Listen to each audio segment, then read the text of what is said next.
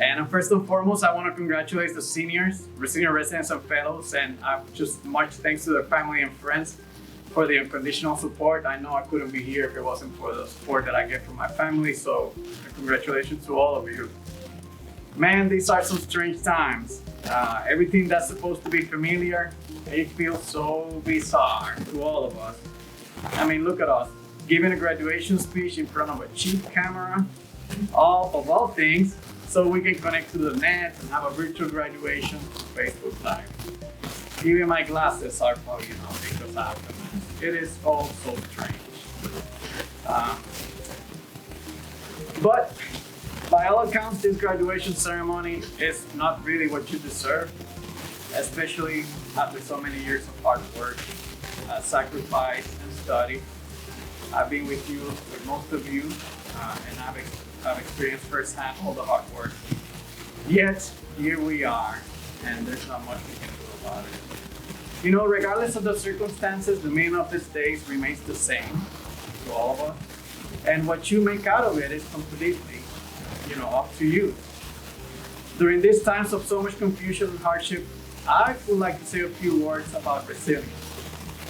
Because truth be told, even if some days are harder than others, or some years for that matter, 2020 is not doing a good job, life for the most part is a difficult journey. You're probably thinking at this point that I'm just a pessimist and that I live the most unhappy life, but I don't. The reality is that happiness has nothing to do with hardship, but with how you deal with that hardship.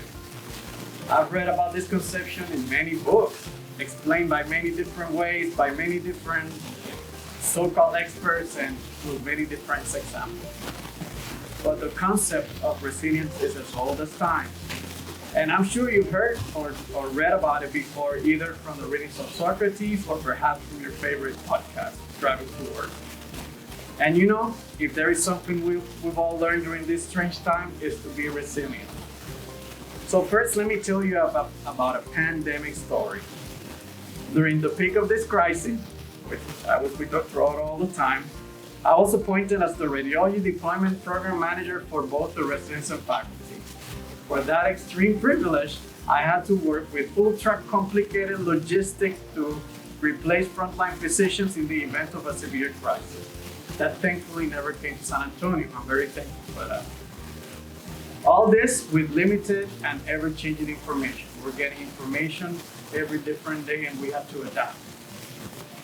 I recall myself being very scared for my own health, as well as the health of my family, my kids, my wife, my colleagues, and my residents and fellows. I feel stressed trying to keep everyone safe, while assuring adequate patient care in the event of an overwhelmed healthcare system that we were trying to prevent with the famous phrase, flatten the curve. It was a time of many unknowns and fears, which created a heavy environment everywhere. And that led for some to show their true colors.